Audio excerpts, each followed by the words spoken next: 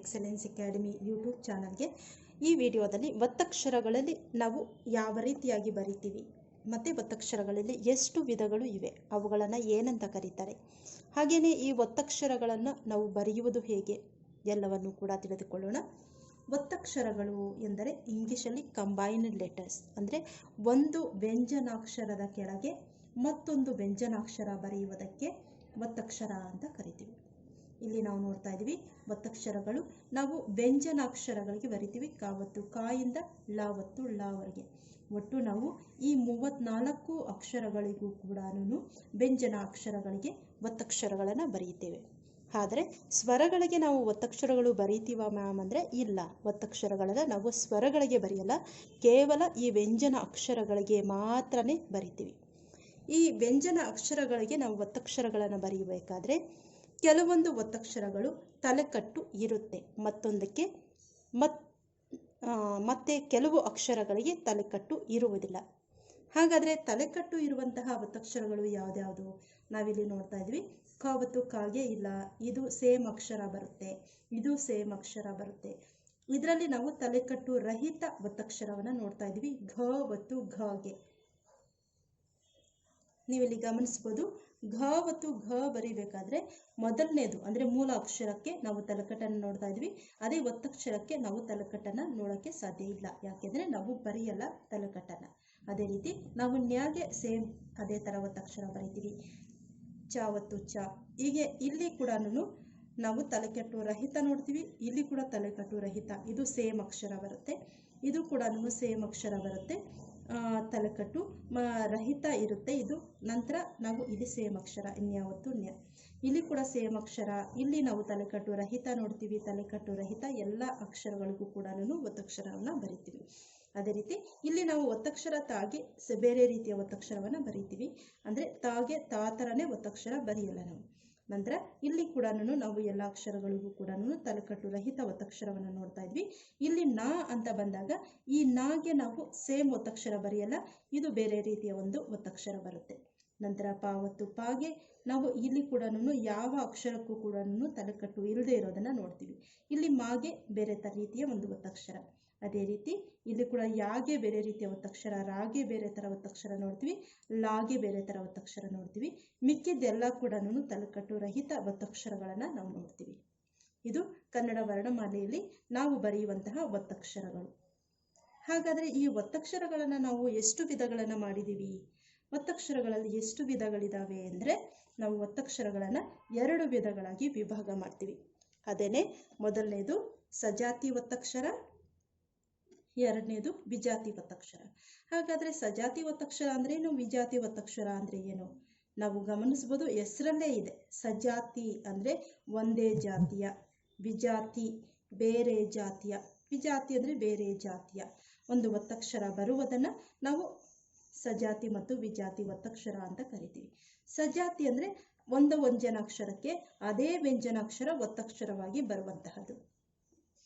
For example ನಾವಿಲ್ಲಿ ನೋಡ್ತಾ ಇದ್ವಿ ಪಾವತ್ತು ಪ, ಅಪ್ಪ ಅಂದಾಗ ಪಾವತ್ತು ಪ, ಪಾಗೆ ಪಾ ಒತ್ತಕ್ಷರ, ಪಾವತ್ತು ಪ ಬಂದಿರೋದ್ರಿಂದ ಇದೊಂದು ಸಜಾತಿ ಒತ್ತಕ್ಷರ. ಅಮ್ಮ ಮಾಗೆ ಮಾ ಒತ್ತಕ್ಷರ, ಸೇಮ್ ಒತ್ತಕ್ಷರ ಬಂದಿದೆ ಇಲ್ಲಿ ಕೂಡ. ಆನಂತರ ನಾವು ಬರಿತಾ ಇದ್ವಿ ಅಣ್ಣ, ಇಲ್ಲಿ ಕೂಡ ನಾವತ್ತು ನ ಸೇಮ್ ಒತ್ತಕ್ಷರವನ್ನು ನೋಡ್ತಾ ಇದ್ವಿ, ಇದೊಂದು ಸಜಾತಿ ಒತ್ತಕ್ಷರ.